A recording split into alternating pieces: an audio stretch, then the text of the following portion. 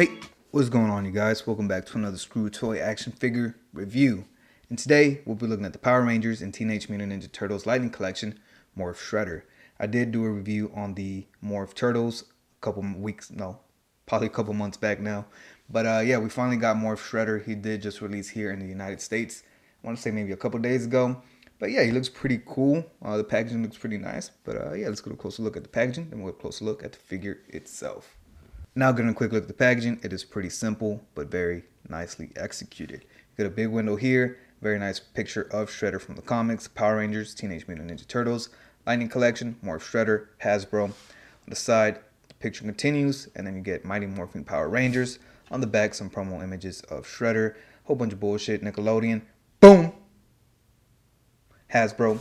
On the other side, same image of Shredder. On the bottom, not much. On top, you do get the logos for the Power Rangers and the Teenage Mutant Ninja Turtles. But yeah, man, enough about this packaging. Let's crack this bad boy open. Now getting a quick look at all the accessories that Shredder does come with. He does come with a set of open splayed out hands, a set of fists. Probably my favorite set of accessories are the slashing effects that do slide over his claws fairly easy, and they do a great job of demonstrating a slashing effect. And here we have Shredder in a fairly neutral pose. And let me tell you guys, I really enjoy this figure quite a bit. I would go as far as saying that this is probably one of the Lightning Collection's best figure to date, and probably one of Hasbro's best action figures to date.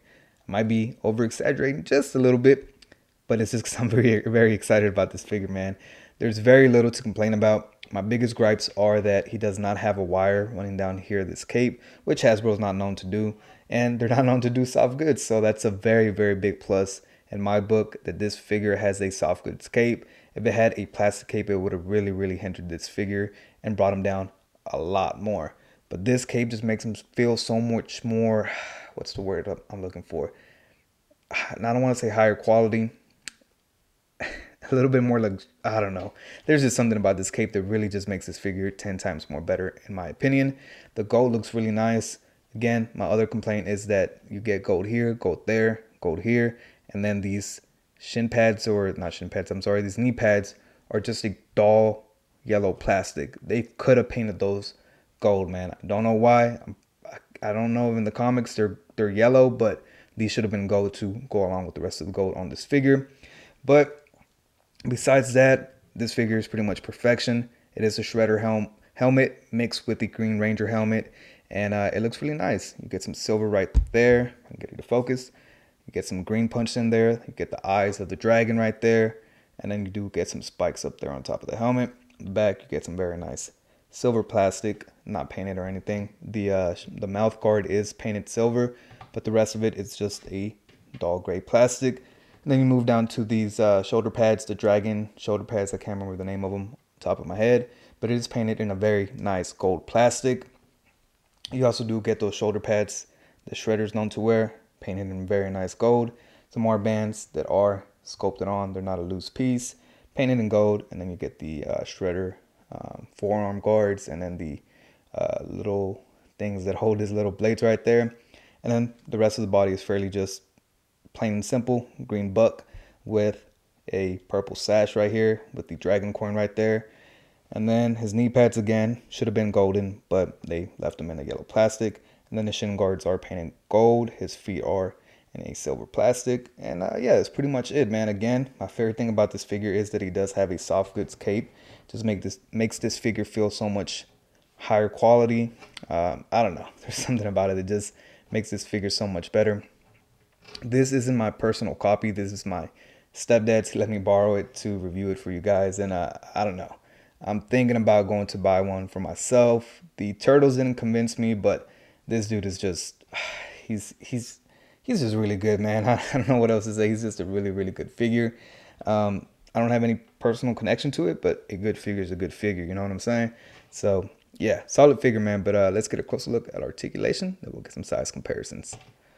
Now starting off with the head, his head is on a ball and hinge, and you can look up just about that much. That back piece on his helmet does get in the way a little bit.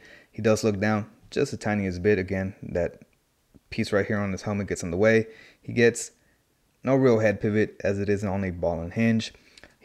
Arms are on butterfly joints and they do hinge this much back, and this much forward. They are on ball joints, and they do hit a very nice T-pose. Just gotta move the cape a little bit out the way. As you can see there, he hit a fairly nice T-pose.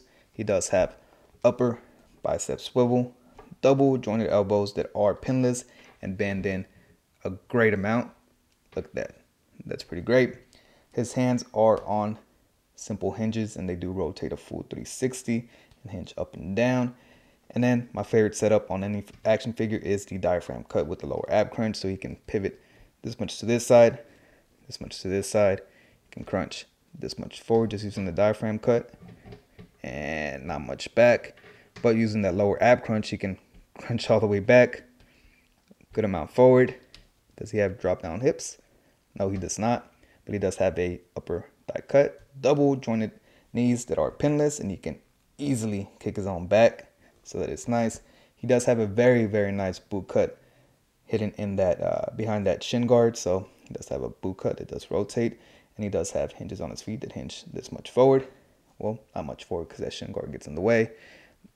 A lot further back, and he does have ankle pivot with pegals at the bottom of his feet. Now getting a quick look at some size comparisons. Unfortunately, I do not have the Morphed turtles in my possession at this moment. So unfortunately, the most important size comparison I won't be able to do. But I do have the NECA Turtles in Disguise Michelangelo and Raphael.